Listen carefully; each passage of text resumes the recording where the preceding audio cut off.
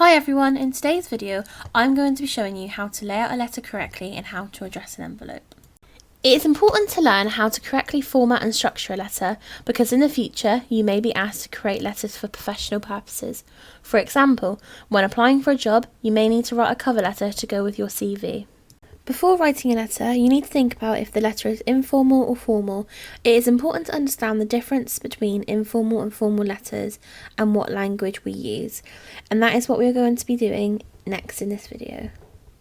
In a formal letter, it is important to use appropriate and formal language. This means no slang or abbreviations. Sometimes we use formal letters in a professional manner, for example, when we're applying for jobs. It is important that formal letters are structured and formatted correctly. This means that you should address the recipient correctly and you should always have an appropriate ending. This is something that we're going to be looking at a little bit later in the video. When you are writing an informal letter, this is usually a type of letter that you'd send to a friend or family member. This means that you can be more relaxed in your language. You can also be relaxed about the format and structure of the letter. For any letter, you should always address the envelope in the same way, so that doesn't matter if the letter is formal or informal. And again, that is something that we're going to look at in a minute.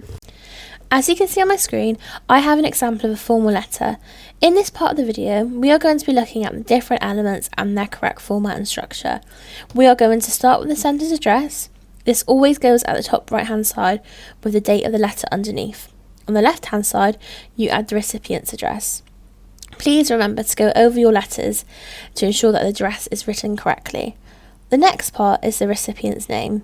Remember, this is a formal letter, so you would always address them formally. For example, if you knew the person, you would say, "Dear Mrs. Smith," for example. If you did not know the person's name, this is sometimes the case when you're applying for jobs, you can write "Dear Sir" or "Madam." In some formal letters, you can write a subject line. This is to give the reader an understanding of the letter topic. So, let's have a look at the formal letter on the screen. In paragraph 1, you always introduce the letter. This really goes for any type of writing that you do. So an introduction to the letter and a purpose of the letter. Why are you writing this letter? So you can say, for example, "I am writing to you," or "I wish to inquire," "I saw your advertisement," anything like that. Paragraph 2 and 3 is where you go into detail. So this is where you're building up your information, you're giving reasons why you're writing the letter, you're giving the recipient an idea about you. This is if you're applying for a job. Paragraph 4 is a closing paragraph. So this is usually 1 or 2 sentences. You could thank them for reading your letter. You could just summarise your letter and highlight the main points in your letter that you really want to leave the recipient with. And then at the end, because it's a formal letter, you need to close the letter appropriately. So, you say "yours sincerely" when you know the person. So if you're addressing the person at the top with their name, you can write "yours sincerely" at the end. If you're addressing someone saying "Dear Sir" or "Madam," then you put "yours faithfully" at the end of the letter. After this, you leave a gap because this is where you sign your name, and then you can write your name in full underneath your signature. In this part of the video, we are going to be looking at how to complete an envelope. As you can see on the screen, there is an envelope that has an address already filled out. It is important to add that the address should always be written on the left-hand side of the letter, especially if the envelope has a window. So let's have a look at this address. So the first line is always the recipient's name. Do not forget to use capital letters at the start of every word. Next is the first line of the address.